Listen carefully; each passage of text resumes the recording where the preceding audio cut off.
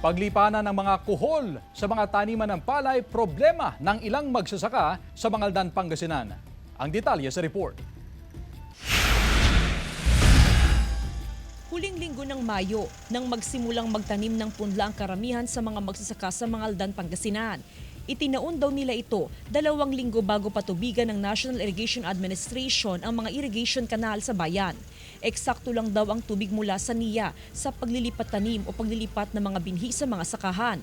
Pero ang problema ngayon ng mga magsasaka ay ang biglaang pagdami o paglipanan ng mga kuhol na sumisira ngayon sa mga punlang itinanim ng mga magsasaka.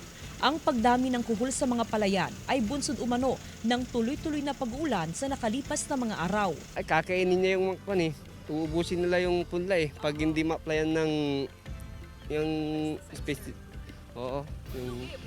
Oo, logi na mauubos yung punla. Hindi raw inasahan ng mga magsasaka ang tila na paagang pag-iral ng habagat. Yung coal ma'am, talagang nandyan na yan. Lalabas din yan pag may tubig. Problema nyo ngayon yun, sir? Oo, kailangan talaga mag-apply ng spray.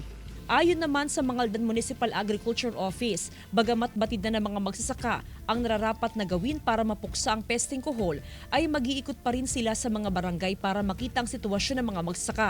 May mga kanya-kanya silang strategy. Siyempre yung i-apply natin doon yung integrated pest management, hindi agad-agad na mag-i-spray. Samantala, hinihintay sa ngayon ng Municipal Agriculture Office ang anunsyo ng NIA sa pagsimula ng pagpapatubig sa mga irrigation canal sa bayan. Kasama si Henry Duminsil, Jasmine Gabriel Galban, One North Central Luzon.